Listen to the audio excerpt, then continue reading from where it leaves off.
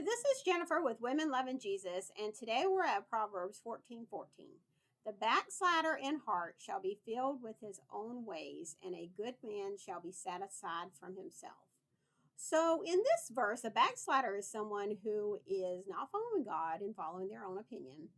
And then when it talks about the good man who follows the Lord, when it says that he is satisfied, he's basically saying that he's receiving comfort and encouragement from the Lord because he's following the Lord.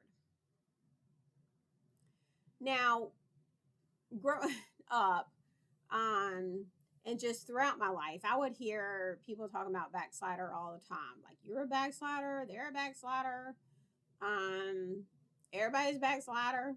And it was interesting because I never got a definition that a backslider is a person who does this, like very specific and detailed. But you had the general understanding of they weren't following God.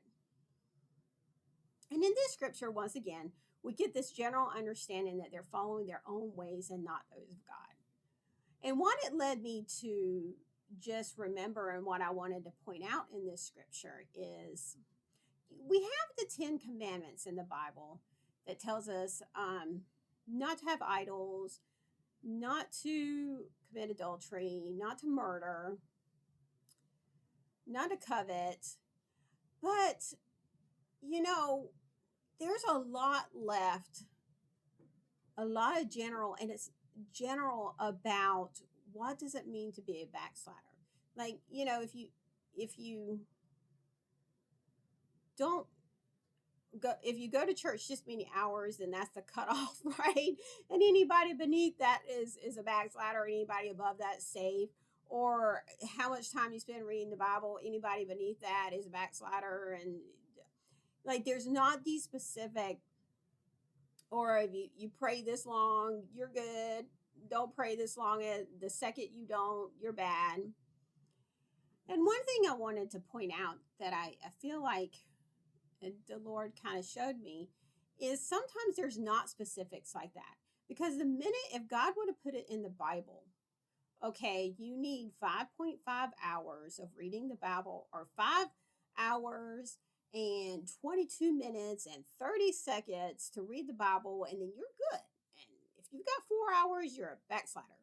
I think the reason he did that is because this Bible is worth information for all humanity, for all of time until he comes back.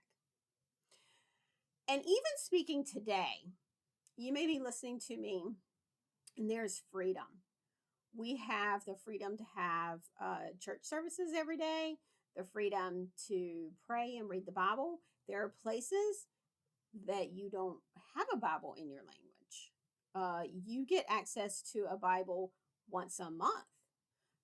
Services, even in this country, back in the West, in the 1800s, you would have traveling preachers. You got a service once a month, every 6 weeks.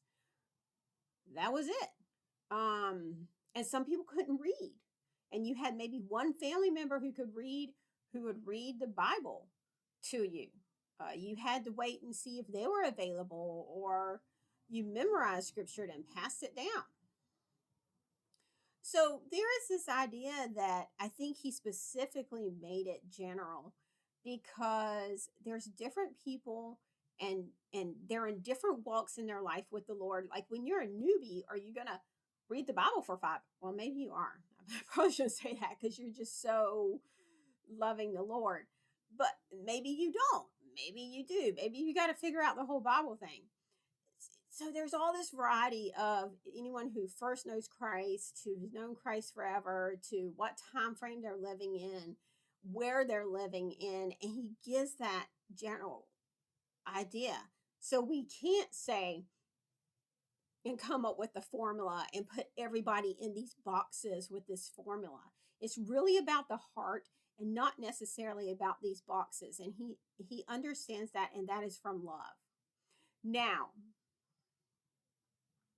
we know if God is encouraging us that maybe we're headed toward that backsliding, right? We go to him, we know it, and we just turn around. We know too when it might be tough and times are tough. but he is encouraging us because we are on his path. So I pray that the Spirit of the Lord today has just taken this concept and this verse today and has encouraged you. And I thank you for listening.